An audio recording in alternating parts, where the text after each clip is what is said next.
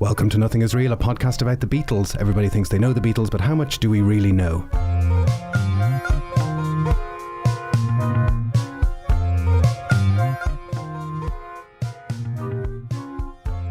My name is Jason Carty. My name's Stephen Cockcroft. And we're live on tape from Dublin.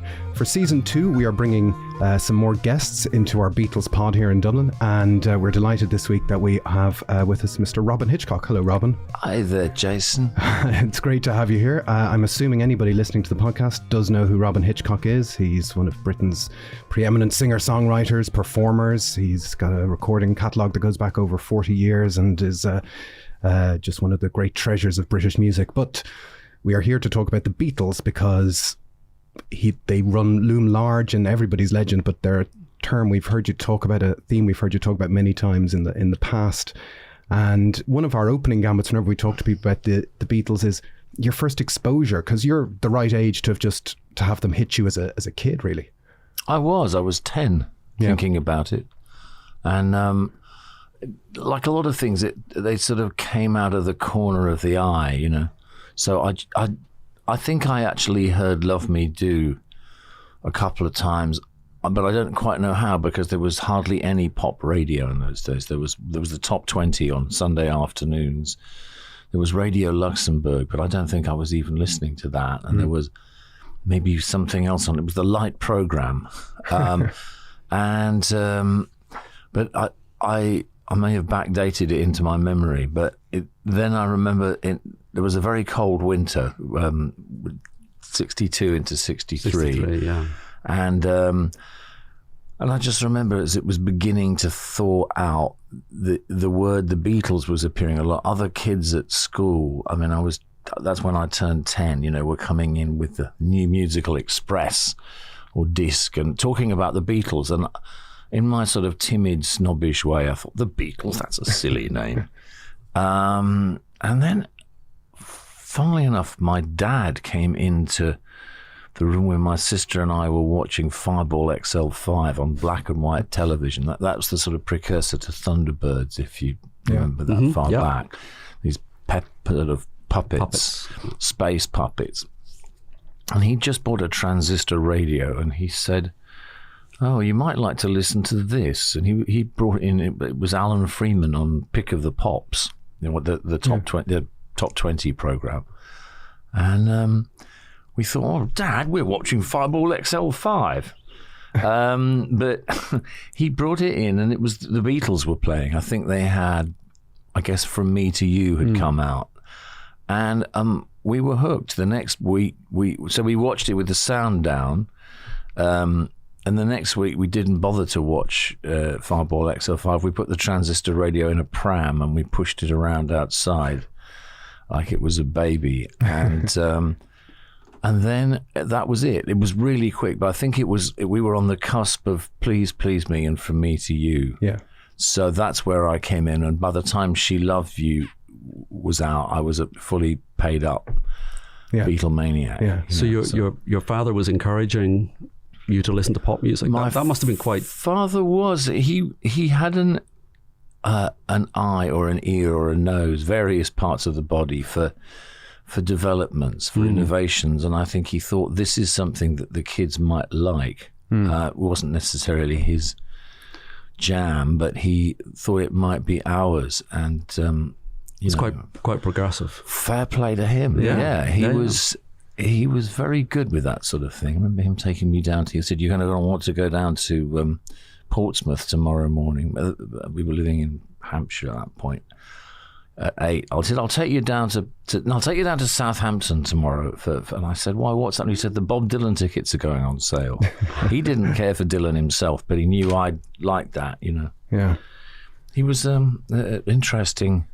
Yes. Fella. Was he musical or? Not at all, but he liked a nice tune. And it was interesting. I remember watching, there was a TV program with them doing In My Life 2 years later. This is 65, 2 years after he'd appeared. The epiphany had come on the transistor radio, you know. Yes. And my sister and I were a bit bigger then, and we probably got a new pram or something. And he... I remember sitting there watching it with him, and he was saying, "Oh, they're really good, aren't they? The Beatles? Oh, they're really good, aren't they, Joycey Love?" He'd say to my mum, and my mum was called Joyce. She'd just go like that, like a sort of like a quite a rodent that was quite hard to impress. She didn't like to commit herself. She was not an enthusiast, but my dad was an enthusiast, and he. Even if I don't know, he got it. It was very, very interesting what he would get, you know. But that's an interesting microcosm of 1963 because there's the youth who are finding the music and these four guys irresistible. But there's also this kind of parallel, you know, particularly, you know, the Sunday Times article and all this parallel thing of people giving the Beatles kind of a stamp of authority, saying, no, this is a different thing and these are special. This is a special kind of artistic change here in pop music. Ah, you mean, was it William Mann? The article with Aeolian cadences and the stuff that John Lennon was very sniffy about. Yeah, well, they were right. Yeah. I mean, the thing is, the Beatles came in at so many, they got through on so many different levels. Yes. I mean, watching Hard Day's Night, the other thing that struck me about them was that they were basically a comedy act. They were like the Marx Brothers. They worked as a team, and I'm sure the parallel was drawn at the time, but I hadn't seen the Marxes yet. But you know, these four guys who moved around they set themselves up. The only other band I can think of like that was Madness, who just knew where to put themselves, and that's quite an art. You know, I don't know if the Rolling Stones could do that, or you know, the Monkees could do it, but they were actors. Yeah. So that they came in as, you know, supposedly didn't George Martin think of the Beatles? He wasn't sure about the songs and he wasn't sure who the lead singer should be, but he thought they were a great comedy team. Yeah. Yes, he said it was the humour. It was that's the sort of the struck in their personality, their charm, I suppose. Yes. They had a charm that comes across in interviews or on TV appearances. Well, they were charming, but they were also cheeky. But somehow, you know, Lennon was the edgiest of them, but they were all it was all slightly risky, you know, but it wasn't full-on offensive. No. Left to his own devices, he probably would have been, but he had the others to be good cops. Yeah. And he could also be terribly funny. So you didn't quite know what you were going to get with him. He was probably a pretty disturbed individual and probably not great to run across. But you know, but then at times apparently he was, you know, so you don't know. But it was just this thing of the four of them. You know, you wonder if they hadn't kicked out Pete Best, would Pete Best have fitted in the same? Would he have been the same as? You know, Ringo's a masterstroke. Yes. But my own theory is that any band is only as good as its drummer, you know, and I think Ringo was the final bit that turned them into them. You know, and I was watching Hard Day's Night. It was on over Christmas. Yeah. And, you know, I wasn't intending to watch it because I haven't seen it in about 10 years, but it is a striking piece of, I find sometimes the early Beatles gets overlooked. Everyone gets excited about the later stuff because, you know, there's maybe more of a narrative to it, or, you know, something like Abbey Road fits in more with modern music. But early Beatles, they just, it's amazing how they stick out from what's going on around them and all the time. There's one tiny flash spit in Hard Day's Night where they run past some World War II bombed out remains, you know, and and you think that's still in the air, that is what they are coming out of and what they're trying to represent a change from, you know. It's really incredible, you know. Well, I suppose it took a long time to recover from World War II. But it was, I mean, I was looking at the movie and I thought, yeah, gosh, this is where World War II really ends. Yeah.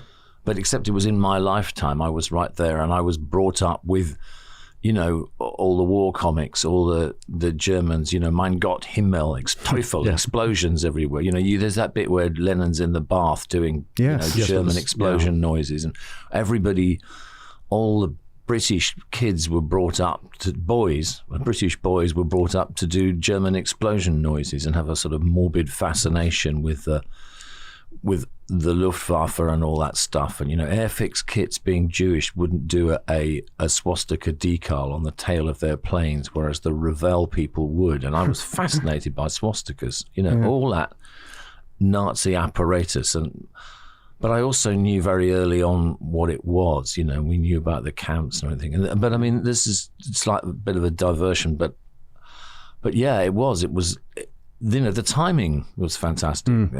It all seems like, it's a higher power engineering the whole thing. How come you got 3 incredibly talented songwriters with straight brown hair, 5'11", growing up in the same city, any one of whom could have fronted a band or been a solo act, if you like. Certainly John and Paul, but George also wrote good enough songs. And then they hook up with another straight-haired, half-inch shorter bloke, Ringo. But Ringo is like you said, that's when it fits into place completely. And, but they're all in one city. That's I have a friend that cites that as proof of a divine intervention. That can't be a coincidence. That can't be just or aliens. Something out there. And I mean, also doing it in Liverpool, because the other big thing was the class system. Certainly in Britain, in England, there was the BBC, Oxford, Cambridge, the central core, the sort of establishment, if you like, and then you had the lower orders, and then you had regionals, and the purpose of the BBC and the Oxbridge you'd just get a laugh out of making everybody else out to be a yokel or an oaf, Oh, talk like that, don't I, mate? Or, all right, come in front, come from the West Country, don't I, like that? If the Beatles had come from London, they would have had to, or down south, they'd have had to have fitted into a class. Would they have, would they have been laundered? I mean, Cliff Richard was sounding posh by the time he did Espresso Bongo. There wasn't even an estuary accent in those days. Yeah. But if they'd been too posh, or if they'd been too down market, it wouldn't have captured everybody. But being Liverpool was regional, so it was slightly outside of the class system already, And then Liverpool's also where kind of Lancashire meets Ireland. So you've got that, the Manchester always strikes me as quite dour, whereas Liverpool's got that, it's an edgy place, but there's a lot of humour to it. And, the voice goes up and down and that stuff, and it's just the timing, the place, the perfect, the numbers, it all just seems uncanny. Yeah, if it was a fictional story, you almost wouldn't believe it. The amount of things that have to happen in a straight line for it to have delivered, it is quite the thing. Yes, I think maybe, don't you think George ought to come from, he should come from Salford, and I feel like maybe people moved over from Newcastle. Outside of London I can accept, but let's just sort of move them, bring them in. Yeah, quite. A little bit more acceptable. Yeah, I think it's more likely, but... There was obviously a sense at that time that British society or English society was looking for something. The society was ready. You had things like Profumo. You had the Beyond the Fringe. That there was that sort of breaking down. You also had people like David Bailey and all those coming through as well, who would have maybe tried to break a class fame system as well. You got all that, and you got, that was the other great thing, was that, that you had the upper classes starting to aspire downwards. So Peter Cook, Peter Cook had his sort of two big personae was, Strebe Griebling. Yes. Well, yes, that sort of voice, and then there was E.L. Westy, who was like this, and he kind of basically aspired downwards. If you hear him, I heard him recorded in 1960-61 for an interview, and he sounds like this. He's basically got one of these the older voices. And then by 1974, he's got an estuary voice, It's just the beat, so some of them, the rock pop groups aspired upwards, and the Beyond the Fringes aspired downwards, and it was all, suddenly it was just really, really meteorological. See, what I think Lennon in particular was able to do was, as you say, they were cheeky. And it's that point where they seem to know on camera the line, that they could just push that line. Yes. Where people, they're laughing slightly because they're feeling guilty that they're laughing. My mother, if I tell my mother a slightly risque joke, she laugh because she feels slightly guilty that she's doing something that's not quite permitted or not quite allowed. And I think the Beatles, Lennon in particular, allowed people to do that. They're sort of laughing and they're going along and they're feeling slightly guilty, and that sort of, a little sort of thrill at doing it. Yeah. And the Beatles really just exploited that, I think. Rattle your jewelry. Well, Rattle Your Jewelry is the one. Exactly. But it wasn't, like, screw you up there. You've got stuff that belongs to everybody else. Yeah. It was There's cheeky a and it was charming. to it. But Lennon had sold it to Brian Epstein as being, I'm going to say, rattle your fucking jewelry. He was going to curse. And then he brings that back from the line. That's why he was going to say it. Yeah. But I think rattle your fucking jewelry. But I think he did it because he was playing with Epstein. Oh, so Epstein took the fucking out. So Epstein, I think, was sort of Epstein was sitting like, there don't thinking, say anything. Is he going to do this? Is he going to do this? But I think it was the same way he was kind of playing with Epstein, unnerving him. He probably, but I didn't know, he thought it out in advance, but wow. Yeah, so because you can see him lean into when he's doing that, you can see Lennon leaning into the microphone and with a kind of grin on his face that he knows he's going to say something cheeky, and I say cheeky I think that's exactly the right word. But did you watch that going out at the time, the Royal Variety performance? No, I did a lot of. I remember throwing a big fit because I didn't. They wouldn't let me watch the Beatles because Grandma wanted to watch Black and White Minstrel Show or something like that. It's a sign of the times. Mum, Dad, it's not fair. My cousin came up and sort of, him showing me some Pinky and Perky slides in bed as a consolation because I don't know, but they obviously felt politically it was Grandma's turn, not mine. And oh God, what a little brat! And the movie Hard Day's Night. Were you going to see that? I saw that when it came out, and I saw it about a week ago, and I hadn't seen it since 1964. I saw Staines Odeon with my friend Gregory, and so I remembered very little except for Wilfred Bramble coming up through the trapdoor. What I didn't realise was that he actually came up twice through a trapdoor. Yes. But I was just amazed at how good they were. It's still fresh. As a team. Yeah, it really is striking. Because also, like you said, people tend to get drawn towards the later stuff because in a way the songs are more developed, and the differences are developing and all that lot. But they worked so well, and I thought, God, I can't believe, John and Paul are that close, or Ringo is looking for tension between Paul and George, who you feel were really kind of that was another big fault line. Everyone got along with Ringo because he wasn't a threat, and he made a quarter of the money that the rest of them did, but no, it was just. The early Beatles as an entity was miraculous. And the songs from that era, I think, they're full of joy. There's something just very naive and very engaging and joyful. Well, there is, because they hadn't been given dope yet by Bob Dylan. Bob Dylan was, to me, was the serpent, in the Garden of Eden. He brought knowledge. He brought the apple. But it had to happen, though, didn't it? I suppose so, but that was. I mean, whether he'd given them marijuana or not, they were being corrupted by his music. They were losing their innocence. But Dylan gave the whole thing a brain, which made it more potent. Otherwise, it would just have basically been like four Elvises. It was sort of there wasn't anything. There was no danger in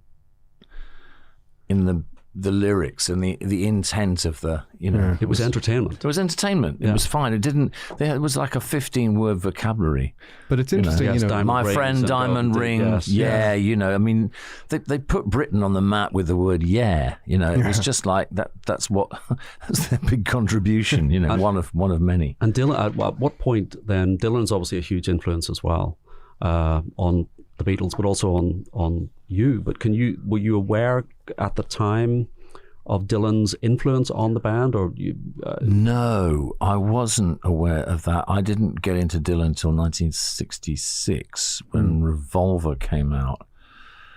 I mean, at the same time, I remember hearing like a Rolling Stone and Rubber Soul kind of almost daily basis at school, but. I didn't really associate them, and I didn't notice them changing because I was changing, I was 10. That's the thing for me personally. I was 10 when From Me to You came out, and I was 16 when Abbey Road came out. Yeah. I was 17 when Let It Be came out. I left school and the Beatles broke up, So without, Bob Dylan didn't hand me personally a marijuana cigarette, but I suppose I was going through a lot of the same stages that they were going through, apart from not being a million seller or being able to play the guitar yet. But just the evolution was so extreme. Yes. The evolution in society. So one of the things that we're always very interested in, or I'm always interested in. I'm much older than than Jason, but I was experiencing the Beatles from sort of 74, 75, 76 was when I started picking up on them, and I'm so with hindsight, it's an easy thing to say. Well, you can see Dylan influencing Lennon, Lennon influencing Dylan, Pink Floyd, Syd Barrett, whatever. You can see that all with hindsight, but at the time, it's always fascinating to me how that seemed to be unfolding, if it did seem to be unfolding, to the sort of contemporary observer. And you're saying you weren't really conscious at the time. No, because it was a very different me by the end. Yeah. But people weren't thinking about these things at the time. There weren't big think pieces in magazines, or there wasn't a lot of access to the peripheral journalism or media about pop culture, was there? That's where that developed. That's where those 5-page articles on the Grateful Dead started appearing in Rolling Stone. And in Britain, the pop press, a serious pop press was looking to evolve, because it had all it had been like sort of 3 paragraphs about what their favourite clothes were, and where they might play in a pub, and what kind of girls they like to date. They were the journalism, in-depth journalism, had to evolve to keep up with music that took itself seriously, because by 1969, 1970, you could go into pop music, or was it because it became rock, didn't it? Yeah. Another one of the great changes. You could go into rock taking yourself as seriously as you might be the new Benjamin Britten or something. And Pete Townsend did. Yeah, he was, as far as he was concerned, he was a modern composer. I read that you had a band in art school called the Beatles, spelled correctly. Yeah. And I'm wondering, I always think that people had this notion of, well, we're just going to look at our watch and wait for the next Beatles to come along, but there was never going to be another Beatles. And was it? No. In terms of being a Beatles fan in that kind of post-Beatles wasteland, was that... It's sort of in retrospect, it seems a bit like a no man's land. We don't have the big Beatles industry that we have now. No. And people thought, well, pop music seemed to be a thing that, well, that's something that happens. Yes. It didn't have a long tail. So as you kind of evolved into somebody who wrote your own music and performed your own music, what did it mean to reference the Beatles at that time, or to feel them at that time? Well, I think I was aware of being a throwback even as I started. I started my art school band at the Beatles was in 72, 73. And I remember we played a couple of art school dances, and somebody said, "Oh, yeah, your band's fun, but, do you play any bump and grind? Anything funky? And I was very aware of sinking into once I'd gone past the portals of 1970, that basically it was a kind of no man's land. It was an abyss. It was a scary place full of burning oil drums and, villains swooping down and giant vultures plucking your head off. It didn't feel safe or welcoming. So I could see all these things happening, which things that now seem quaint and safe, like Philly soul or glam or, that kind of thing. But for me, the grail was to make music like it had been in 1967, not flowers and love and sunshine and all that, but that thing of the 3-minute pop song that had all these different layers to it, that was kind of almost too intense to exist, like Good Vibrations or See Emily Play or Are You Experienced or 8 Miles High. I thought that's the thing. To me, that's the genre Yeah. And of course, the great practitioners of that were the Fabs. You know, I Am the Walrus, Day in the Life. Then particularly, once you've got two guitars, bass and drums, Revolver.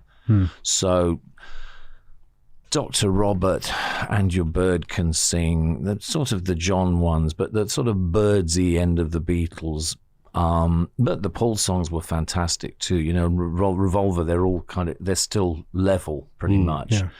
And George has got 3 songs on there. You know, that, to me, that's the sort of miracle record. And I just thought, I suppose Revolver was the template. You know, I thought I've got to get 2 guitars, bass and drums and some harmonies and just carry on making Revolver type music. Yeah. I remember sending someone a postcard in 74 saying, I'm hell-bent on being psychedelic. Am I flogging a dead horse? I don't know if they ever replied to me, but, you know, so, you know, time went on, and pre-punk, everything I did or wanted to do, I was too inept for people to really see what it was I was trying to do. And then I hooked up with the other soft boys, and they were technically able to start realizing the things I wanted to do, you know, the first couple of soft boys records, but they were very experimental in a way. They were experimental pieces of music. But I remember the first thing we did, and wading through a ventilator, and everybody, you know, correctly said, "Oh, Sid Barrett," you know, especially when I double tracked my voice and things. But somebody else said, "You know what this sounds like? It's the Beatles." And I remember hearing a live Soft Boys tape playing in the other room, and I thought it was Dylan.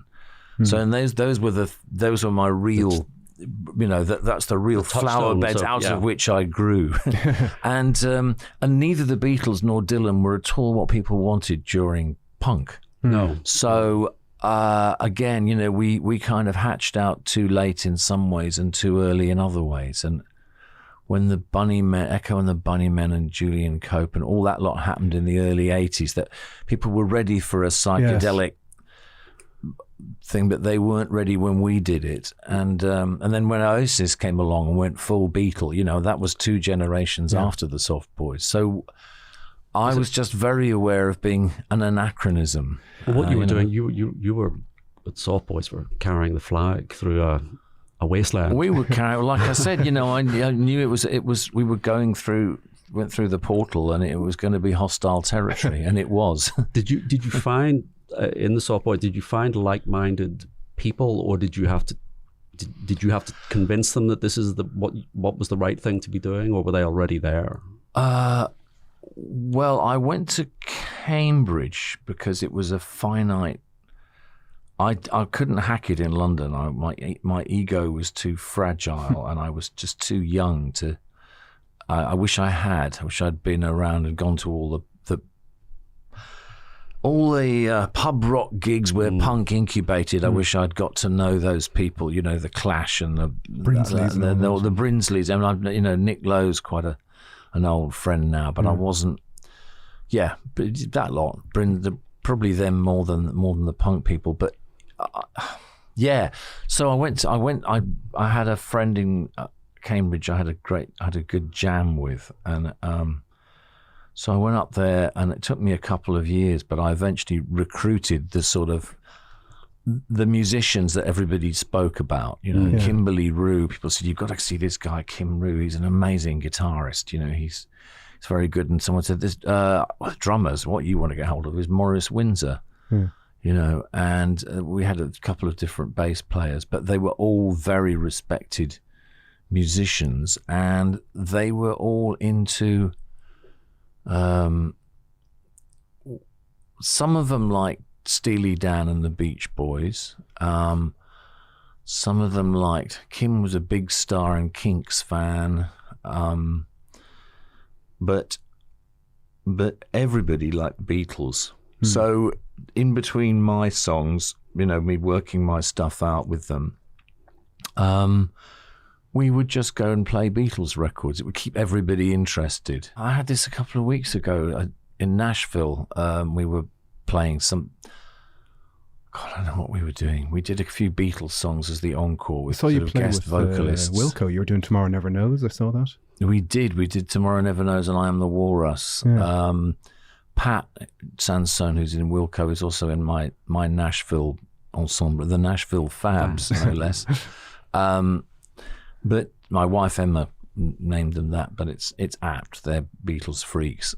So we were all that same thing of trying to work out. You get a bunch of musicians together. Yeah. Now, what is that chord? And it invariably comes up, and the Soft Boys were no exception. So, yeah, we would sit there, working out She's So Heavy and all that. I mean, to this day, if I'm with people, it keeps going back to that. It's a common language for professional musicians. It's a common language, and then I suppose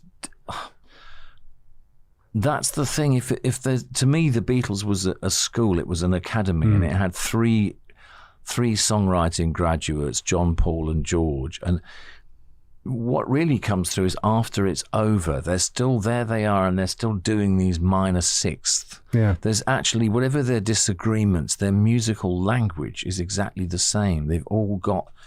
They're equipped with that stuff somewhere between Tamla Motown and George Formby. There's all these different little ingredients they have, but they all have them. And then you look on, the camera pans back, and I look at Elvis Costello, Andy Partridge, Difford and Tilbrook, all the sort of second generation Beatle kids, myself. And that's just in Britain, but it's all people who were of that school. Yes. And at that point you think, well, there actually is a genre of Beatle music. So Andy Partridge and I get together when we can, and we put out an EP, which I should have brought. I can get you one. I've got They're one. for sale around the corner in Tower Records. Are they? Yes, they are. Is there a Tower Records? There's a Tower Records in Dublin. An independent Tower Records. And it's for sale. It is for sale. Gods, the distribution must have kicked in. We can nip round, and you can. They are not sponsoring us in any way, but it's definitely there. Okay, well, there's the record. We put out a 4-track EP last year on Andy's label Ape, but we're working on what I hope, if we both last long enough, would be an LP of full length, and that is Beatle music. Yeah. Essentially, Andy and I basically write to the same rules. One of the things I heard you say about that was that you and Andy are still trying to make the missing Beatles album. Yes, you're still, which I thought that's a very noble ambition. That's a. I don't think we've even sort of discussed that, but I can tell that's what we're doing. You can see that. As soon as we get into the shed and he starts getting his effects on things, you can see, but you can hear consistent. I don't pretend to have every single one of your 21 albums. Me neither. But you can hear sort of on almost every album there are those chords and those sounds and sort of bubbling up. Yeah. I was saying to Jason, we were having a coffee before and I was saying, is it I Pray When I'm Drunk? Oh yeah, which sounds like a Ringo song from Rubber Soul. It sounds that era. It's that sort of country. No, you're going to say no, that's not. No, it's actually it's kind of it's sort of Dr. Robert, the music maybe, but I hadn't thought of but yeah, and Virginia Woolf. Virginia Woolf. That has a very Revolver sound to me.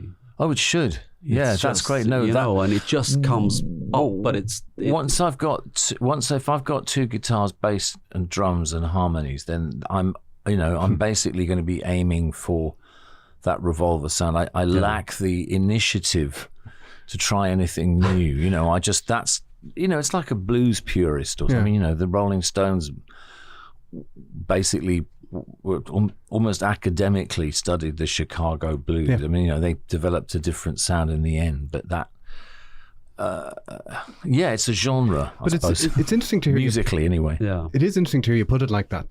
Like it's a manifesto to listen to that music and try and write what comes next. And I certainly, I love Andy Partridge as well, and the Dukes of Stratosphere and all that kind of stuff. But it's interesting that more people don't do that. I know it's a hard thing to do because what you tend to get is Beatle pastiche more so from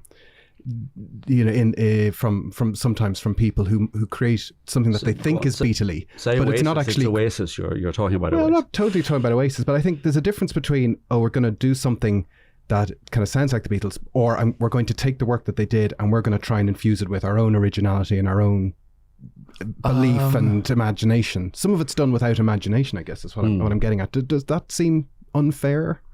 Well, if you don't have an imagination, then you're not going to imagine very much. But I mean, different elements appeal to different people. So Neil Innes sort of got the sound perfectly, and down to the sort of Lennon chewing gum and singing. He's faultless. And whereas the Oasis brothers had, Noel Gallagher kind of grew up going to football matches and thought, that's what I want to write. I want to write songs that a stadium will sing. Yeah. Whereas me, I probably went to, I sat on the floor cross-legged at little gigs and thought, I want to write songs that only 73 people will listen to. Because I was also into the Incredible String Band and Captain Beefheart and stuff that was very much not for everybody. And that side of my psyche has won out over Beatle Robyn, which is, the Beatle side of me is universal, but the Incredible String Band, Syd Barrett, Captain Beefheart, Lou Reed kind of side of me is very much, no, I'm doing this for a small group of people who are going to get what I'm doing. I'm not interested in trying to, God forbid a football stadium should walk in. Yeah. So, and my career has been very emphatically avoided any kind of success in that respect. But that is a Beatle thing, that you do what's true to yourself, and you do, if anyone else likes it, that's... Yeah. I mean, it's just lucky that they were able to be true to Four Selves for quite a long time. And then I suppose, Maxwell Silverhammer didn't feel true to John and George. And everything was true to Ringo. I don't know if he had favourites. And Paul's so adaptable. He could, any style of music they could come up with, he contributed. And I think John and George, obviously I wasn't in the group, but they were quite dismissive of what he did to their songs, because once he'd gone, their songs really lacked that sort of hooky bass line. They Klaus Voormann was nice, but he wasn't going to make any trouble. That's the trouble. Everybody then, it's that same old thing. You get big and you don't want anyone around who's going to stand up to you. And the only people who stand up to you, the other guys in the band. So, Mick and Keith or whatever. But you can kind of say that Paul, for all his... I know he's often labelled as the guy who announced the Beatles split, but he was kind of almost the guy who never left the Beatles. George had a run, Ringo had a run, John had a run. He said I was the last to leave. I think he really... No, I don't think he... I think he knew what he had. Yeah. But that's the other thing. Time shows that Paul was, as someone's recently said, the adult of the group. He was the realist. Well, certainly as a teenager, I felt Paul was a bit embarrassing. Now that I'm older and I've, family and all that kind of stuff, you kind of see more what he's doing when you see his whole career in retrospect. You kind of go, okay, I get it a bit more now. And I love some of that stuff I would have sneered at as a 15-year-old. Something like a song like Sea Moon. When I first heard that, I really didn't like it, and now I think it's just a fantastic kind of little nugget of what was in his head at that time. What about Wonderful Christmas Time? I will defend that song to the ends of the earth. Really? Yeah. Whoa, you like it? Yeah. Here's my take. Yeah. I love Paul McCartney records and recordings, which are just him opening his head and tipping it onto the tape. Yeah. And Wonderful Christmas Time was done in about 12 hours in a studio on his own. And I think if you strip out the vocal and the sleigh bells, it's a very strange, weird backing track of squelchy synths and whining synths, and there isn't really a lot going on. And for him to go, yep, that's a Christmas song. There's a quote from Clive James I heard after he died, which was, Paul McCartney has the knack of making, making the unobvious seem inevitable.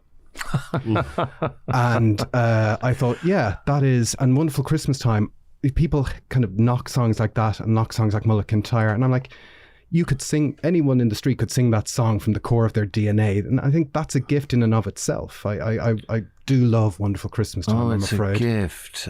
I mean, I completely admire the way he done a really interesting point about the backing track. Yeah. I suppose that's one of the big differences between me and him. I would have kept Yesterday as Scrambled Egg. Yes. Those are much more me kind of lyrics, or John lyrics, I suppose. And Wonderful Christmas Time, I would have put something completely uncommercial over the top of. It would have probably been more like Ian Dury or something. Yes. But, wouldn't have sold. Yeah. Have you heard the McGear album? Mike McGear, his brother, there's an album that was released, and we're both big fans. It's him backed by Wings, essentially. So it's basically Wings in 1974 at Dublin 10cc studio, and it's extremely odd. Yeah. And you think Paul felt able to do that standing behind his brother, but when it came to Wonderful Christmas Time, he's back to being Paul. So no matter how odd the music or how he feels the need to polish it up, put a nice commercial lyric on it. Whereas if, as you say, if he can just sort of tip the contents of his head onto a table, the way he did, I really recommend you listen. Oh, really? The older I get, it's very. Is it his brother? Is it Mike's lyrics? What's Mike's? It's his lyrics, right? And one of the other singing them over Paul's music. Paul has written sort of the melodies and the songs. Yeah. But one of the interesting things, you think, well, what would Wings have been like if someone like Mike McGear, who is a poet, really had provided the lyrics? If Paul had felt, as you say, suddenly maybe scrambled eggs is the right lyric, and he goes with that. And but I think his commercial, as you say, he's a pleaser. He needs the approval. Well, he does that showbiz thing, but I think when you look at the core of it, I think Paul McCartney's a very strange man. Like, I think he's really odd, and in the 80s, when I was a pop kid, he was wearing jumpers and popping up at Noel Edmonds, and it just all seemed a little bit off. But, when you actually think of what he's doing and how he's managed to stay reasonably sane, I think some of the stuff, when you go into the nooks and crannies, is quite odd. And if you approach Wonderful Christmas Time as the song of an odd man, it actually sounds different, I think. Well, it's a good point. Maybe he's actually an alien who's had to disguise himself as a human, so he's made a point of trying to make himself seem as normcore as possible. Well, normcore is the thing. Where he said, is that a genre? It is a genre. Yeah, he said in some interview, well, I'm like people. That's why I'm successful. But actually, maybe that's the thing. He's like people, but he isn't one. I think, it's like somebody's told him what a person is sometimes. And so he's replicated it. There's a brilliant YouTube video of Paul McCartney making mashed potatoes, which you watch it and it's like he's never seen a potato before. He doesn't really know what's going on. And he obviously has his gifts, but it ain't in mashing potatoes. Really? And, yeah. Is he doing it with Linda or with something? It was a thing he did for a Linda cookbook back in the day. Right. And so I think it was a little online video or something, and somebody's put it up. And he's very charming and nice and all the rest, but he's he's trying to deflect from the fact that he's not making great mashed potatoes. I watched that, and the first thing that came into my head was weed. And I thought, it's but you're right. He does this thing. I'm people. He has a song, Average Person, where he's going, imagine what it would be like to be an engine driver, or imagine what it would be like to be and you're thinking, well, we don't have to, because we are engine drivers. And well, I suppose it's so long it's ago overrated since he was in that world, so perhaps he wants to hold on to it. But well, he now writes these retrospective songs of I was on a bus and I had a job before I was famous and all that kind of stuff. And that must be remembering a long way back. I think he's holding on to some threads there, but I think that's where his sanity is. Otherwise it's... But there are interesting things about him, like he apparently doesn't, and I've seen him, he doesn't appear to rehydrate during a 3-hour gig. He doesn't take any water, nor does he sweat. And he... we're back to the alien theory. And it's possible that he is... You're right. Maybe he's a replica, kind of counterfeit. He's a human-style human. God, I mean, I wouldn't... Plus, he's lasted. Yeah. He has an equilibrium which is absolutely staggering. Yes. You can see even by the end of the Beatles that, the others. I mean, John and George took more acid, and they were obviously pretty clobbered by the whole process. George gives that interview later years saying, well, the Beatles gave their central nervous systems. And they were maybe rather ungrateful for what the world gave them even. But Paul he is so insanely buoyant. Yeah, he seems very self-contained. Post Beatles, he was the one that didn't want to leave. He was the last person to leave. But since the Beatles, he's we were saying he doesn't seem to hang out with showbiz types. I don't know that you could name his friends. Well, I think he's a great compartmentalizer, and he didn't. There's all these stories about Paul of when he was a teenager, he'd get on the bus in Liverpool and pretend to be a poet, or he'd smoke a pipe, or he'd imagine himself into being a thing. And I think he's in the 50th year or 60th year of his project of imagining himself as the world's biggest pop star. And, who knows what it would take to take that away. I don't know, but it's working. Well, it's an interesting role, isn't it? Yeah. But he's definitely the man for the job. Have you ever met or interacted with any of them in person? No, the only thing I actually did quite literally bump into Paul McCartney at a Peter Blake's birthday party. I used to be a neighbour of Peter Blake's when I lived in West London, and he had a 80th birthday party upstairs at the Albert Hall. Madness were playing. Oh wow! Funnily enough, and I just. Paul McCartney was dancing and he bumped into me, or I bumped him, and I said sorry, whoops, and that was it. But that's my closest I've got. Interaction. But that's my only interaction. That's enough. That's all you need. But he was definitely there. I've seen him. He was at a Brian Wilson gig. I saw him there, and I've seen him on stage a couple of times. So I know he's there. His voice has got a bit thin. It was quite spotty when I saw him in Sydney a couple of years ago. And last year in Las Vegas, I think it was less spotty, but it was a bit thin. That's where Stephen was. That's where I saw him. You were at the Vegas gig. Yes, I saw that. Did you go to the sound check? No, I couldn't get tickets. Oh, okay. Were you at the sound check? Well, a friend of ours took us, and he very generously bought sound check tickets, and that's great because it's kind of faux sound check. They're not in their stage gear, and there's bits where they stop and confer, but Paul's still addressing the 100 people who've paid whatever it is extra to go and watch, and you're all quite near the stage. I tried so hard. Oh God, he did. God, he started out with Honey Don't, I think, and he played Ram, which was nice. Ram On, and he played a lot of just covers that I would love if he would do those songs in the main set. He just seems so fixed. He has a fixed set list. There's maybe 2 songs swapped out every night, and it's just the same thing, note after note, night after night, same note for note. But were you there the night that Steven Tyler came on? I'm afraid so. Yeah, I was there the next night. Oh, you were there the following night? I was there the following. Was night. he not there? He wasn't there. Oh shit! I should have gone to that. Yeah. well, then I shouldn't say. But 2 days after that, I actually did pick up a ticket and I went to see Aerosmith. Oh, and did Paul McCartney turn up? I was convinced Paul McCartney was going to turn up because Tyler came out, sat down, and he played the piano and sang the opening, lines of Golden Slumbers. Once I was away to get back home, and I just for a second I thought Paul's going to come out, and he just played it, and he said, "I just have to get that off my chest." But did you not feel in that the sort of the affection that the audience had for him at those shows? I was sort of down maybe about sort of 10 or 12 rows back from the stage. Yeah, I could just feel in a way that the English gigs just didn't. Well, that's the thing. I haven't seen him here. I mean, I saw him here in 1973 at Hammersmith Odeon. Wow. And at that point, he wasn't doing any Beatles songs, and there wasn't much Wings. I mean, he hadn't even written Band on the Run, so he was drawing from 3 records. Red Road Speedway. Yeah.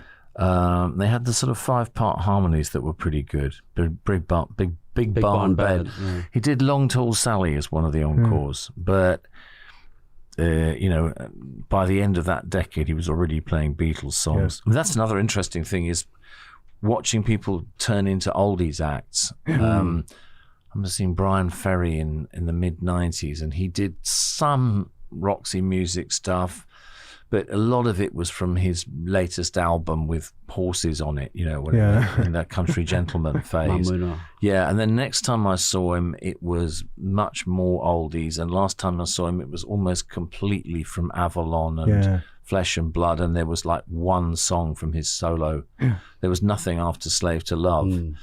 And Paul didn't do anything after temporary secretary. He didn't do it. I mean, he did Here Today, and he did a couple of songs. He always does new album songs just as a nod. Well, he did one or two, and he might have said it the night he said, well, you know, because we see you up there when we see you with the camera, bringing the cameras out for the old ones, and we're doing all that. So we know you don't pull them out so much for a new one, but we're going to do it anyway. And you know, he's aware of the fact that the new ones don't go down so well because new songs don't resonate. Yeah. All the way back, and I've learned that myself, that, you know, I am, with my tiny clientele, I too am an oldies act, and if I want people to like my new stuff, the less of it I play, the better. You know, you front load the set with old songs, you finish with old songs, you spike, you know. And in fact, if I didn't play anything after 1990, most of my crowd would be just as happy. It either reminds them of being young, or they're younger people who are into, you know, they've discovered me through their parents or YouTube, you know, they're music students. So it all goes back. And the longer people have lived with a song, the more it resonates with them. It doesn't mean your new stuff isn't good, but it just hasn't. You're fighting against the old stuff. Yeah, you know, you've got your own history, and you've got their own history as well. So unfortunately, the only person who can be an exception to that is Bob Dylan. Yes. But it's a very strange, you know, and his thing is he'll play some old songs, but you won't recognize them. But the good performances from Dylan are when he does songs that are less than 20 years old and they haven't melted. Yes. So anyway, there we are. We've covered the world. There's one or two things I wanted to finish with, and one was when you play a Beatles song for an audience, do you notice something in the audience? Because I have to admit, the first ever concert camera clip I think I was sent was you, Nick Lowe, and Elvis Costello singing "If I Fell" in concert about 10 years ago. Somebody sent me a YouTube link. Oh, is there? And I thought, oh, that's great. I'm sure you probably don't approve of cameras in concerts, but if you unleash a song like that, do you think audiences have a different response to Beatle music? It depends how well you do it. I mean, they were excited because Costello got up with us. Yeah. And I'm not sure how good the version was that we did, but I mean, they're Beatles songs, you know, so they resonate. Yeah. I mean, they're great songs. And I think also probably, if I'm singing a Beatles song, I'm probably performing differently. I'm not trying to. If I do somebody else's song, I'm channeling them. I'm not trying to interpret them. Yeah. I'm not really interested in, I'm going to put a Robyn Hitchcock spin on this. As far as I'm concerned, especially if it's Lennon, I'm simply trying to get as close to the original sound as I can. Yeah. And, you know, the guitars, okay, we're going to do something off Revolver. Can we make those guitars clang and chime that way? Yeah. Can we get that, or double track the harmony so it actually, it's got that, you know, live sound. So or people I'm playing with, even if it's, you know, whether it's Wilco or the Nashville Fabs or, you know, in the old days, the Softboy, whoever I've got with me, I'm always trying to make it feel like the original. So I'm method acting, you know. Well, it's that version of Cold Turkey on Can of Bees.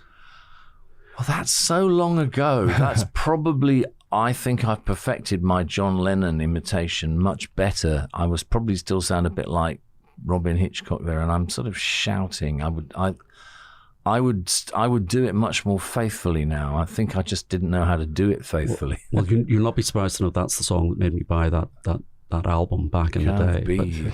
Wow. What I like about that is you put a bass line. It's almost a danceable bass line that you have on that, and I like to think there was some talk back in '69. You know, Lennon brought Cold Turkey in and said, "This is the next single," and George and Paul said, "No, we're not. The Beatles aren't doing Cold Turkey." And I like to imagine that's what you were going for. You were thinking, well, how would the Beatles version of Cold Turkey? Oh, well, that would be the bass player, Andy Metcalf, who played on that. So he was probably, I don't suppose. Yeah, he would have put something melodic in there. If you crank that bass line up, it's Cold Turkey as a dance number. It's fantastic. I'll have to have a listen. Well, last thing before we let you go. this might seem like an obvious question. Do you still listen to the Beatles, or do you like these reissues or the bootlegs and all these kind of bonus tracks, or do you find that they're so on the fingertips of your brain that you can just listen to them in your head any time, or would you still put on a Beatles record? No, I still put on Beatles records. I haven't listened extensively to the Giles Martin remixes, but again, I think there's a place for them. I don't think it's sacrilegious. It just means that certain things become clarified that weren't there before. But I just think, okay, there's the mono mixes, certainly of Sgt. Pepper and White Album. Then there's the stereo mixes, and now there is the enhanced mix. And there's a place, I like hearing a clarified version of what's happening in Mr. Kite. There's certain things where you just hear it much more clearly. I don't think it's better, it's just different. Yeah, and it's more to enjoy. But, I'm really happy to shell out the extra 30 quid for yet another version. That's our classical music. It's our folk music. It's like the best thing that Britain produced. It's the best thing that, to me, if you had to justify humanity, you've got on one side, you've got Hitler and Donald Trump and nuclear weapons and the Holocaust and things that, things I've done myself, which aren't in that league but aren't that great. There's all the horror of humanity, which is pretty. We're a pretty shitty species, really. And then what's on the other hand? It's the Beatles. To me, the Beatles sort of justifies.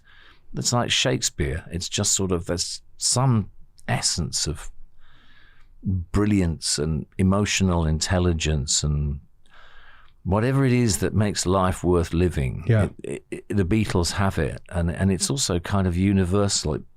You always mythologize your own youth, so it's hard to tell. And I guess will people feel this way about Ed Sheeran in 50 years' time? Maybe they will. But just the most popular musical act in the world was also the greatest, and that's another thing where you feel there's a higher power was at work.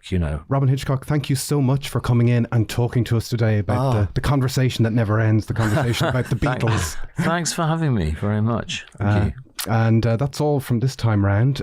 We are available online in the usual places on Twitter @BeatlesPod. Yeah. You can also go on and join the Facebook group, and Stephen might let you in or might not let you in. He'll decide what's going on.